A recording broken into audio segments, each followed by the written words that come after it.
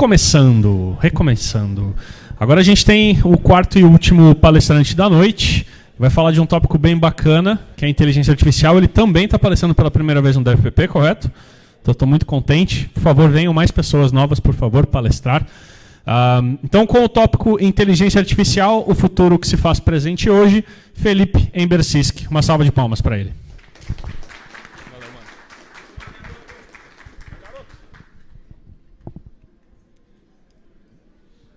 Boa noite. Tudo bom? Bem, a minha talk de hoje é inteligência artificial. E um pouquinho sobre mim, meu nome é Felipe Paniza, eu sou desenvolvedor web na L8 e também faço parte do time de consultores de desenvolvimento da Startup Founding. E eu começo minha talk com uma pergunta: o que é inteligência artificial? Bem, o termo foi criado em 1956 e é um ramo da tecnologia que tem como princípio a criação de algoritmos que possam tomar decisões a partir de informações coletadas. Com isso, agilizar processos e também automatizá-los. Para Andrew Moore, a inteligência artificial é a ciência e engenharia de fazer computadores se comportarem de maneira que até recentemente pensávamos que era necessária a inteligência humana. E a inteligência artificial, ela tem dois braços muito importantes, que é o machine learning e o deep learning. O machine learning, na sua tradução, aprendizado de máquina, são algoritmos que são capazes de aprender e adquirir conhecimento com base nos dados coletados. Esse termo foi criado em 1959 por Arthur Samuel, um engenheiro do MIT, que ele falava que o machine learning era um campo de estudo que dá aos computadores a habilidade de aprenderem sem terem sido programados para tal. O machine learning tem diversas categorias, e 3 delas são a aprendizagem supervisionada, a não supervisionada e a semi-supervisionada. Bem, a aprendizagem supervisionada, ela requer que um programador ofereça exemplos de entrada que vão se alinhar com os resultados. Por exemplo, eu quero que um sistema ele faça a distinção de fotos de gatos e fotos que não são gatos. Então, eu vou introduzir fotos com a tag gatos para o algoritmo e fotos com a tag de não gatos para o algoritmo. E ele vai começar a identificar as fotos, com novas fotos que eu for inserir. A aprendizagem não supervisionada, ela exige que o sistema ele tome suas próprias decisões a partir dos dados inseridos.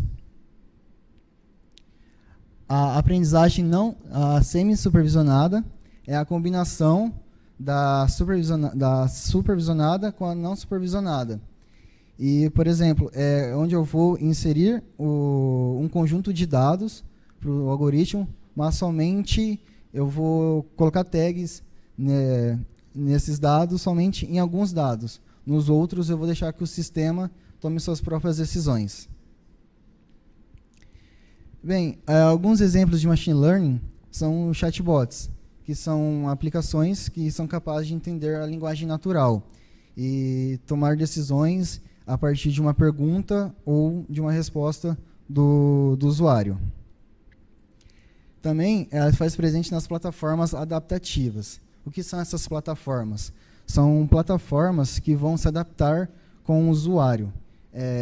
Essa plataforma é muito utilizada na parte da educação, onde ela vai criar trilhas de conhecimento, trilhas para o aluno de acordo com o nível de conhecimento dele. E dois sistemas que utilizam essa plataforma é o Carnegie Learning e o Third Space Learning, que são 2 sistemas voltados para a parte da matemática. E também um outro sistema é o RoboEd, que ele foi criado em 2004 pela Compet, da Petrobras, e é um sistema que utiliza o chatbot também.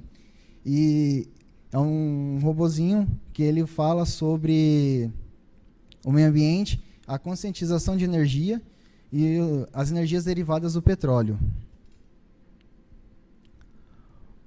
Outro braço da inteligência artificial, que na verdade é uma subcategoria do machine learning, é o deep learning, que na sua tradução é aprendizado profundo. Ele já parte mais para as redes neurais, ou seja, nos seus sistemas ele é capaz de reconhecer fala, reconhecer uma linguagem natural e também de utilizar a visão computacional. Os seus algoritmos, eles são muito... eles imitam a maneira como o cérebro humano funciona. Um exemplo de sistema que utiliza o Deep Learning é o InnerEye, que ele foi desenvolvido pela Microsoft, e ele é capaz de encontrar anomalias por meio de radiografias, utilizando o Machine Learning, o Deep Learning e a visão computacional. Também está presente nos assistentes, que estão no nosso bolso e muitas vezes a gente nem para pensar que eles são inteligências artificiais que utilizam Deep Learning, como o Google Assistant, a Siri e o Cortana. Quando você faz uma pergunta para um desses três, eles identificam a linguagem que você está utilizando e dão uma resposta. E para programar para Machine Learning, Deep Learning, existem algumas linguagens, como o Python. O Python ele oferece uma gama muito alta de bibliotecas para desenvolvimento para o Machine Learning. Além de ser uma linguagem de fácil aprendizado e muito forte no Machine Learning. Outra linguagem também é a linguagem R, que é muito utilizada por estatísticos. Essa linguagem ela é mais utilizada para sistemas e algoritmos que fazem análise e estatística de dados. E outra linguagem é o que a gente ama, o JavaScript. Com JavaScript você consegue fazer algoritmos para Machine Learning e Deep Learning, utilizando alguns frameworks. Um framework muito utilizado é o TensorFlow. Também outros, como o próprio JS, o Keras, você consegue fazer algoritmos para Machine Learning e Deep Learning. Bem, o Machine Learning, a inteligência artificial, ela está crescendo cada vez mais. E do ano de 2018 para 2017, ela teve um crescimento de 70%. E ela chegou em um valor de negócios a 1,2 trilhões.